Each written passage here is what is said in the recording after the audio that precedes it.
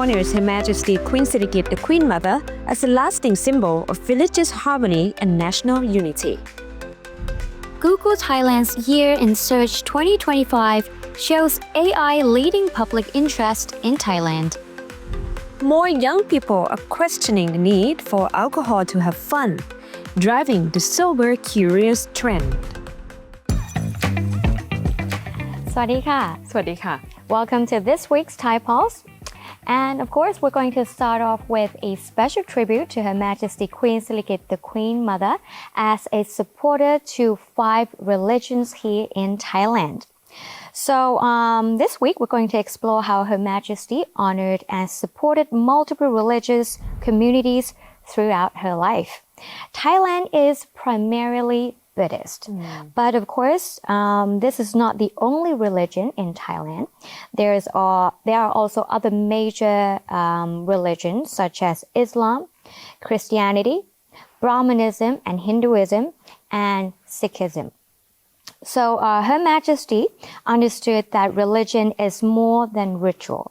It is the pillar of human soul. She believed that faith guides people toward compassion, morality, and harmony.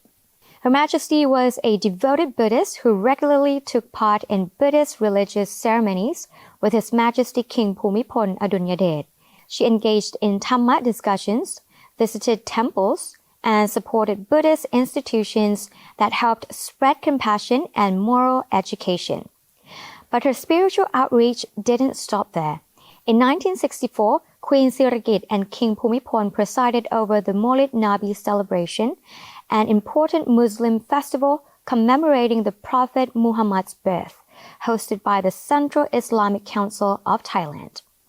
At first glance, it might seem ceremonial, but her attendance was significant, a sign of genuine respect and affirmation of the long-standing bond between Thailand's monarchy and its Muslim communities. Royal presence at a Muslim religious event helped strengthen mutual trust and showed that any faith, is honored at the highest level. Her Majesty also extended her support to Christian communities, Brahmanism, Hinduism, and Sikhism, all part of Thailand's spiritual ecosystem. Now, our religion is a very sensitive topic. Yeah. One wrong move and it can create division. So with Her Majesty's legacy, honoring the different beliefs can help strengthen national unity rather than divide us. Right. So I think all religions perform one same function is emotional support. And I think Her Majesty understood that very well. So supporting religions meaning supporting her people. Right. Yeah. So moving on to the next issue is about New Year. But there's a survey about what people want the most from the Thai government as a New Year present. So according to Sirikit poll, who had just released its New Year 2025 survey on public expectations for gifts from the government, the survey polled around 1,200 people nationwide through online and field research. Most people, 59% of respondents, want cash support from the government, right? Cash. The most important, to help stimulate the economy and tourism. And people think that it's a government responsibility. And second priority, people want government's financial support for utility costs, perhaps a bit of reduction in the bill, like water bill, electricity bill, energy bill. That was mentioned by 58% of respondents. And 60% think that giving all these gifts is government responsibility. And top urgent issue that people would like the government to address, 66% of the respondents, is the high cost of living.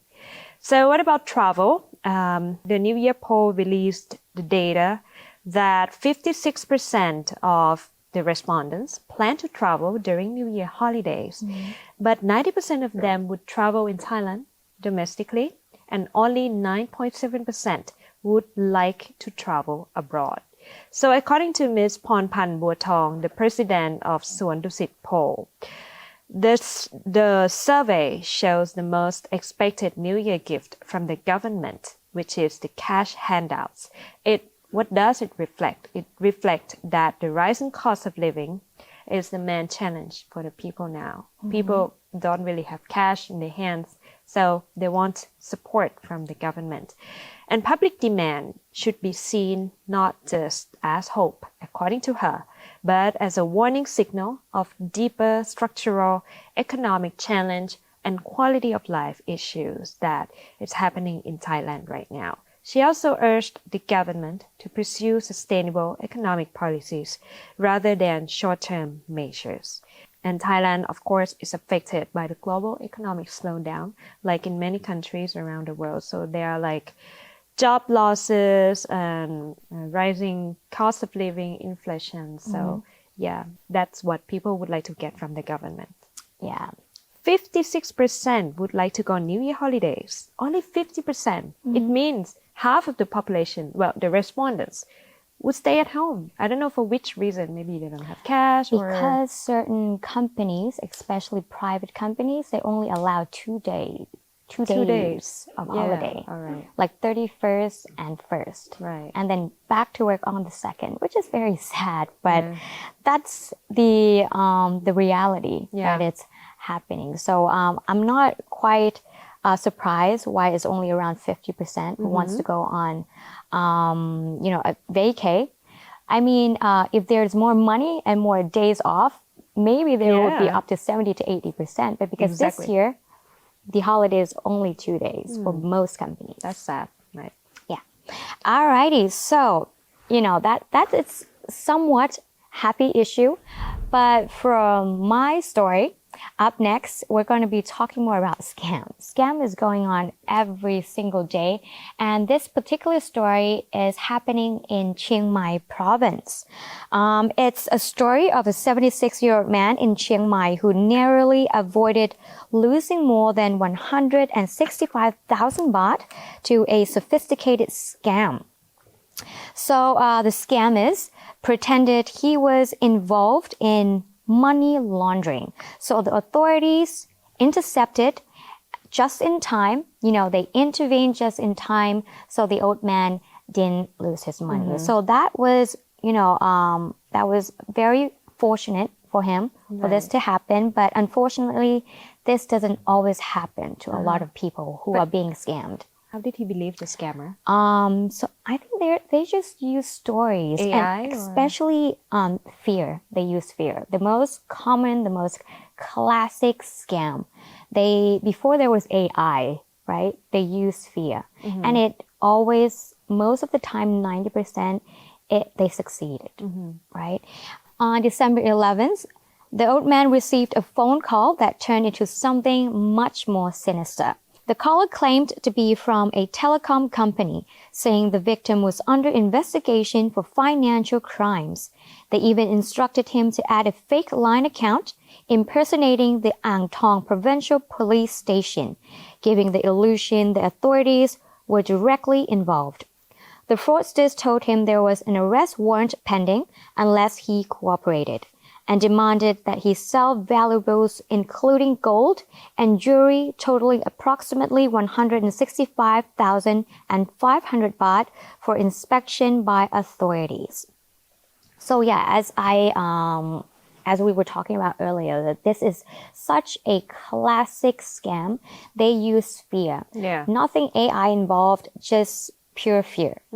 The victim, believing he was acting under official instruction, but fortunately, the officers from the Anti-Online Scam Center, or ACSC, a specialized unit focused on preventing online fraud and cybercrime, they tracked the man's movements and located him on the 3rd floor of the mall before any transaction could take place.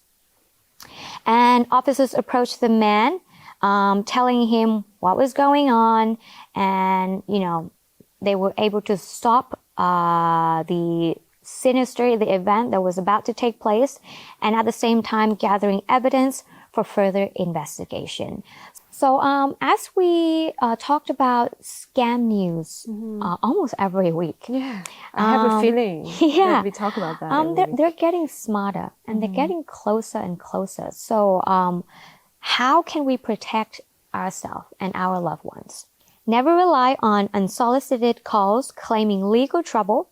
Verify official sources independently. Hang up and call the number from the real agency website. Avoid adding unfamiliar accounts on messaging apps claiming to be police or officials. And stay in close contact with family members, especially seniors, if something feels unusual. But then again, today's scammers and fraudsters are not just targeting elderlies and the young ones, but now the teenagers are being targeted as well because almost 99.9%, I think most of them have mobile phones. So they are reachable. And they are at that certain age where they cannot filter fear and reality. Right. So yeah, I think being aware and always keep ourselves updated with the awareness, because scammers and fraudsters, they are always updating. They're always 1 or 2 steps ahead of us. Right. So us as a possible victim, we need to keep our awareness updated. Right. I think one of the very important things is to verify the sources, because the scammers always refer to official sources, right? I mean, according to my own experience, the scammers try to trick citing police station in the province. So I called the police station, and the police officer told me that on that day he received so many calls asking for the same question. Yes, and now the government organizations are very easy to reach. You call and some people pick up. You can just ask them directly. Yeah. Right.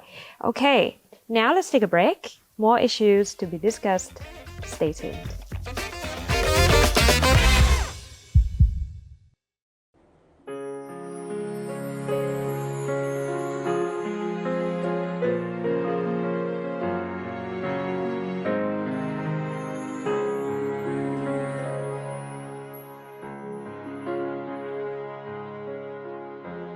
For years, the lady slipper orchid, known for its unique pouch-shaped bloom, was heavily targeted by illegal collectors.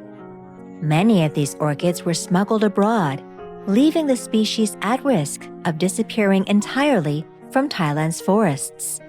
Concerned by this rapid loss, Her Majesty Queen Sirikit initiated an effort to conserve and restore native orchid species, particularly the lady's slipper orchid, which holds both ecological and cultural significance. Her late Majesty's dedication to environmental preservation has long been evident in her royal initiatives to protect forests, watersheds, and wildlife. On January 22nd of 1992, while attending the 4th Asia-Pacific Orchid Conference and Exhibition at Majesty University in Chiang Mai, Her Majesty expressed concern that many beautiful Thai orchids were disappearing from the wild. She emphasized the importance of conserving native orchid species to maintain Thailand's natural balance and biodiversity. A year later, in 1993, Her late Majesty discussed the issue with then Lieutenant General Yingyot Chotpimai, commander of the 3rd Army Region. This conversation led to the creation of the Doi Intanon Ladies Slipper Orchid Conservation Project, the first royal initiative dedicated specifically to this rare orchid. The project was established in Mae Hong Son Province to survey, cultivate, and reintroduce the species into its native environment.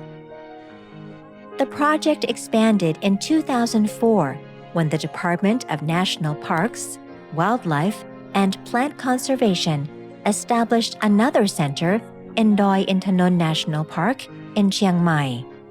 Together, the two centers have become vital hubs for orchid propagation, botanical research, and reforestation efforts under the royal guidance of His Majesty the King, who continues to carry forward Her late Majesty Queen Sirikit's environmental vision.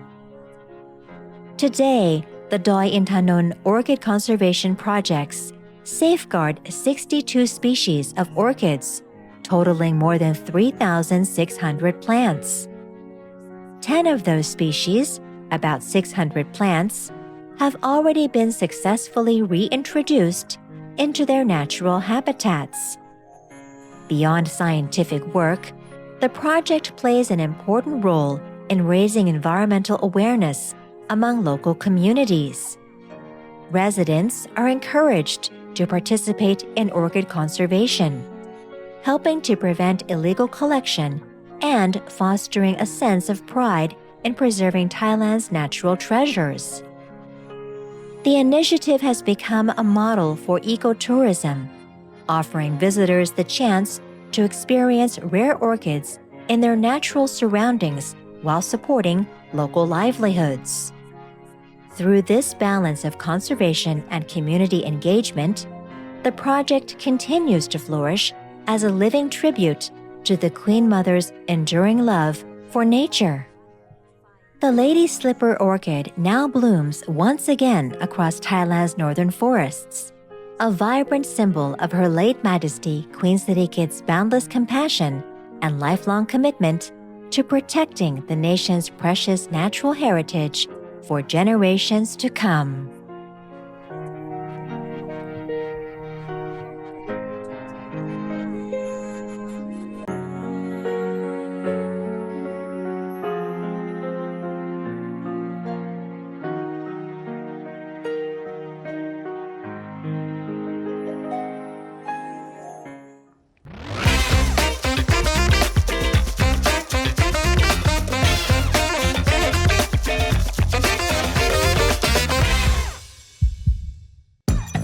Welcome back to the second segment of Thai Pulse.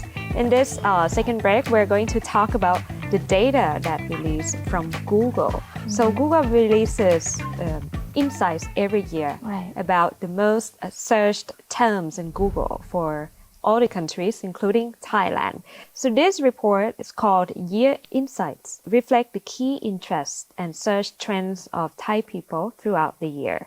In 2025, search trends show a very strong blend of technology, social events, and entertainment shaping public attention. So the first, as you can see on the screen, the number one searched term for Thai people is Gemini.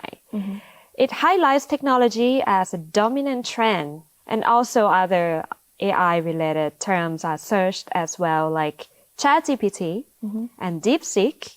So these AI-related terms made to the top 10. About others, government lifestyle-related policies like Travel Thailand Half-Half, the government economic stimulus, and Half-Half Plus also attract very strong public interest. About the events, major events like earthquakes are searched. As we all know that there was an earthquake happened in Thailand, including Bangkok as well.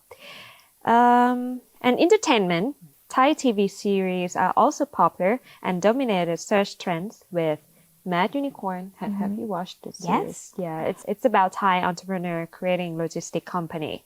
And Good Heavens, I'm a Goose, Not a Swan. This is the name of the series in English. Also gaining very widespread popularity.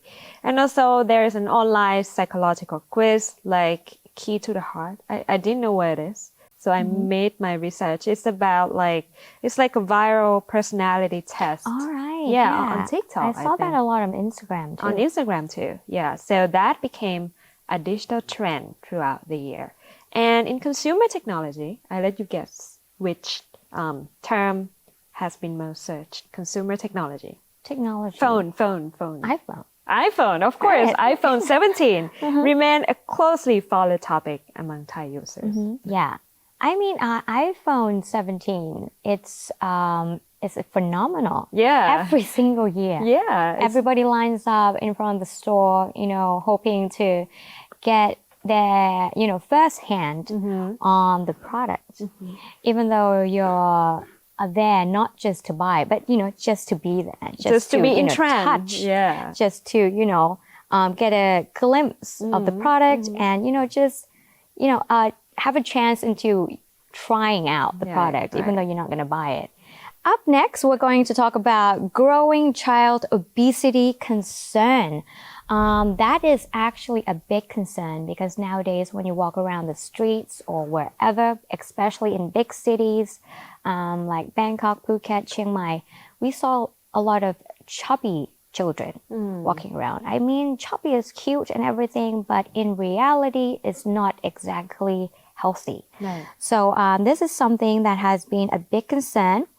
But again, talking about sizes is also a very sensitive issue. It's a sensitive topic. The city's governor, he used a personal childhood photo to spark public conversation about a serious health issue affecting Thai children. Bangkok Governor Chhatchhat Sittipan recently shared a nostalgic childhood photo of himself and his twin brother, both noticeably chubby, as part of a new campaign to raise awareness about children obesity. The image paired with the message, "Don't let children become obese," quickly gained traction online and in the news, drawing attention to a health challenge that many Thais may overlook. So childhood obesity is not just about weight. It's linked with increased risks of diabetes, high blood pressure, heart diseases, and long-term health challenge. But this is not just a problem in Thailand alone. Globally, childhood overweight and obesity rates have been rising steadily. And as for Thailand, have doubled over the past 2 decades. This is because of higher consumption of processed foods with higher sugar, salt, and fat, and decreased physical activity. I couldn't agree more. Even myself, I'm struggling with my diet at this very moment. I'm not being close to obesity, but I mean, it is a challenge for everybody. And I mean, for children, that is also a big challenge for them because they have a lot going on. You know, even though they're very young, but they have a lot of going on in their head. And when you're have that tense, you have that frustration, you know, with a lot of things going on around you, it creates tension. And when you have tension, when you feel frustrated, you eat, you know, true. to feel comfort. Yeah. And according to health research, nearly 80% of Thai children are exposed daily to unhealthy food marketing. I mean, unhealthy food is everywhere and it's cheaper too. So how can we expect children to eat healthy when healthy food, organic food are just so expensive? Right. Even for adults like us, sometimes it's just ridiculously expensive to the point that I want to be healthy, but my money doesn't agree with this. I understand, but I think in this particular issue, the responsibility goes to the parents too, because the children kind of they don't choose what to eat, right? Yeah. They choose, but not the one who choose for them. It's the parents. Yeah. Like myself, when I go to buy some products for my children, I need to turn the packages to see the nutritional values. And believe it or not, even cow's milk, there's sugar in it. Yeah. And it's not even sweetened. You know, I don't understand why we put sugar in this. Maybe it makes it taste better or... When I was on a diet several years ago and I made some researches, and products that say they had 0% of fat, actually they had something hidden behind that. Maybe it's zero fat, but there's sugar. And, you know, at the end, you're going to gain more calories than you expected. So just to come back to our governor on December 11th, Governor Chhatchhat announced a new health education curriculum designed for Bangkok schools. The pilot phase will run in selected institutions with plans to eventually expand citywide by fiscal year 2027, so in 2 years from now. The curriculum emphasizes healthy eating habits, physical activity integration, community involvement, teacher leadership in health promotion, meaning teachers won't just teach, they act as role models in fostering healthy habits among students and school communities.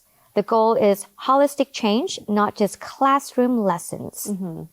I agree with him that there is a need of holistic structural change because it needs to go from the food producers, consumers, food education, and to the children, the parents, the children, you know. So it's like a whole circle.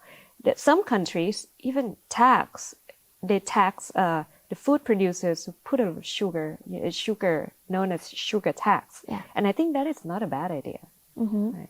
But Thailand, we're not just facing this challenge alone, though. Many growing cities all around the world are facing this problem as well.